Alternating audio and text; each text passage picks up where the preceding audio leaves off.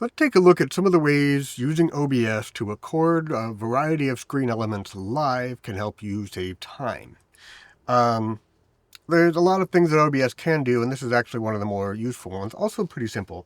So I have some blank space over here, and I might want to put a presentation up there, like so. I might have some text that I want to talk about. And here it is. We can talk about the text. It's right here on the screen with me. I don't have to share screen or anything. It's just right there. Perhaps I want to show you a slideshow. I could put a slideshow in that same space. Perhaps I want to tell some jokes.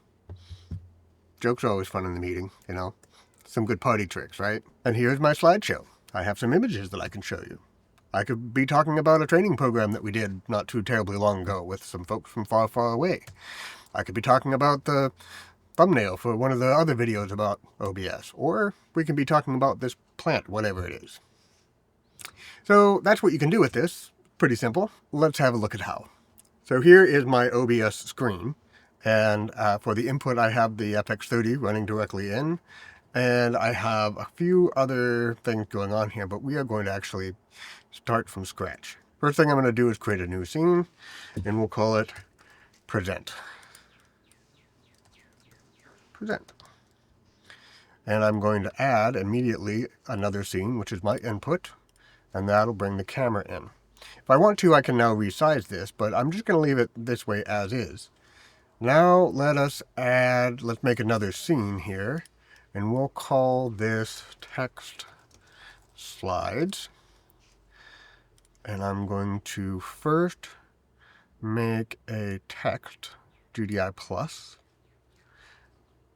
Fine. And the text will be presentations, 2, 3, we'll just do 3 for now. So here is my 1, 2, and 3. I'm going to go ahead and copy that. Again, paste as duplicate, so I keep what I've got. You see 2 here, I'm going to put it underneath. Go in here and number 2, slideshow, we'll say, for number 2. Now we'll copy that one and paste it as duplicate. Bring it down below.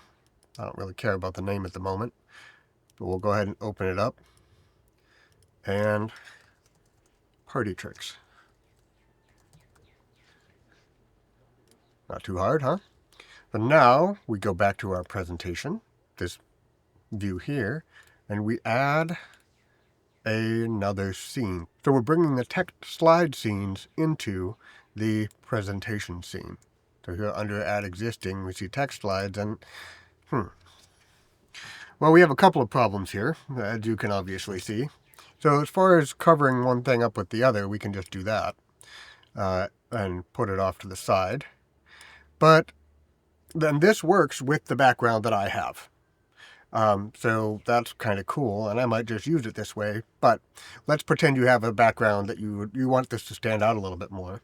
So let's go back to our text slides, and we add a color source.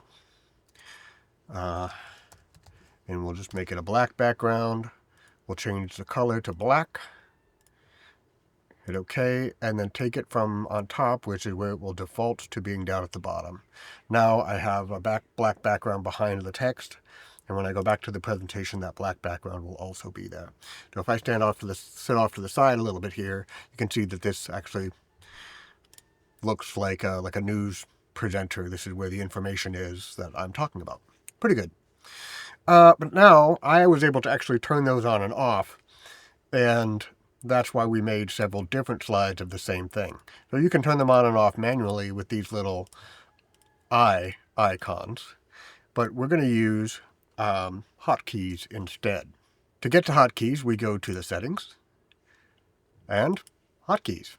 So let's go find our text slide, and you can see here we have text, show copy, show text 2, show text 3. So I'm going to say to show text 2, I'm going to use the 2 key, and to show text 3, I'm going to use the 3 key. Now, and I put it in both so that I can toggle it on and off with the same key. So now I can turn the second one on and off by hitting 2 on the keyboard. The third one on and off by hitting 3. So if I go back to present, I can talk about presentations, I can talk about slideshows, and I can talk about party tricks. Not too bad. Now, let's make a slideshow and then figure out how to toggle between the two. We go back. So let's create a new scene. We'll call it slideshow. And inside the slideshow, we're going to create a new source called image slideshow. I'll just name it show. Now there's a bunch of options here. So I want to pause when it's not visible, but not stop it. In fact, that doesn't matter too much at the moment because I want to do this manually with hotkeys. For the transition, I want it to cut from one thing to the other so I can make a joke and nail the timing. So the rest of this timing stuff doesn't matter. And now we need to add some image files. So we'll hit the plus here, and I'm going to add individual files from a folder I've previously prepared. But I can select all 3, hit open, and they show up. Now, I'm supposed to have hotkeys that move this, but they don't show up by default. You have to program them yourself by going into settings, hotkeys. Now we have to find the slide itself.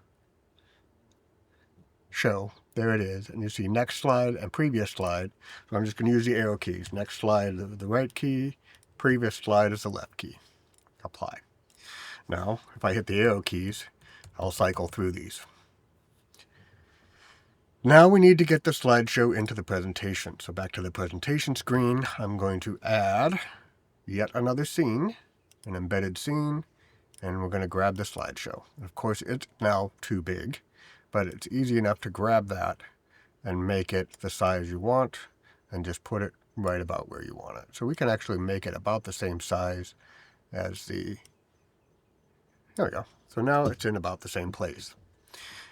However, I still have to come in here and manually hit the eyes that I want just on the scene that I want to see inside this other scene. So what I'm going to do is turn one on and turn one off. That's important.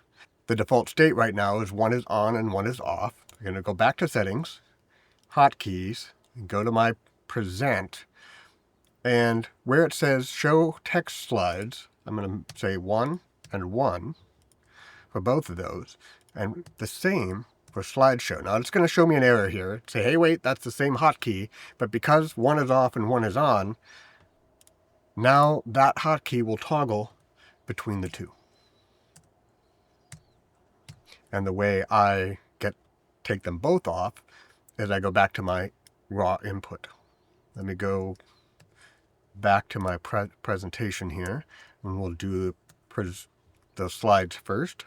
So that'll come up as soon as I switch from input to present. So let's do a presentation about how to use OBS. For example, you could use OBS for presentations.